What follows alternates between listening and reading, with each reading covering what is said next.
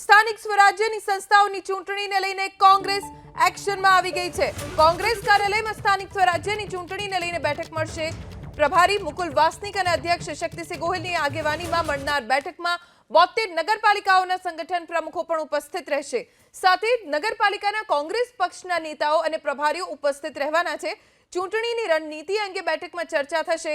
સાથે નગરપાલિકા દીઠ કામગીરી સોંપવા અંગે પણ ચર્ચા કરવામાં આવશે। બપોરે 1 વાગે પ્રભારી મુકુલ વાસનિક અધ્યક્ષ શક્તિસિંહ ગોહિલની આગેવાનીમાં બેઠકનું આયોજન કરવામાં આવ્યું છે। વધુ જાણકારી અમારા સંવાદદાતા હિરેન રાજ્યગુરુ પાસેથી પ્રાપ્ત કરીશું। હિરેન, સ્થાનિક સ્વરાજ્યની સંસ્થાઓની ચૂંટણી માટે કોંગ્રેસે કમર કસવાનું શરૂ કરી દીધું છે। આજની બેઠક આ ચૂંટણીઓના પરિપ્રેક્ષ્યમાં કેટલી મહત્વની? जो दिवाળી आसपास स्थानिक स्वराज्यनी संस्थाओनी चूंटणी योजावा जई रही है तेमां सौथी वधारे एटले के मोटा प्रमाणमां नगरपालिकाओनी चूंटणी योजावानी छे।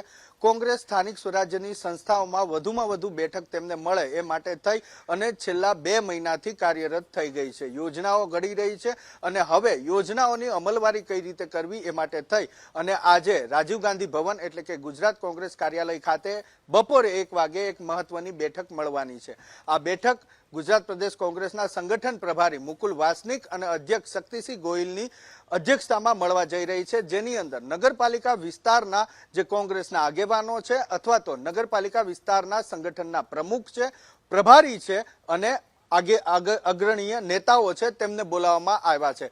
સૌથી મહત્વપૂર્ણ બાબત અને જે રીતે આ લોકોને બોલાવવામાં આવ્યા છે એ રીતે સ્પષ્ટ થઈ જાય છે કે નગરપાલિકા ઉપર કોંગ્રેસ ધ્યાન કેન્દ્રિત કરવા માંગે છે અને વધારેમાં વધારે નગરપાલિકા ઉપર કોંગ્રેસની સત્તા આવે તે પ્રકારના પ્રયાસો થઈ રહ્યા છે। જવાબદારી પણ સોંપવામાં આવશે અને કેટલીક જવાબદારી જેમને સોંપી છે તેમના કાર્યનું વિશ્લેષણ કરી અને એ જવાબદારી બદલાવવામાં પણ આવશે।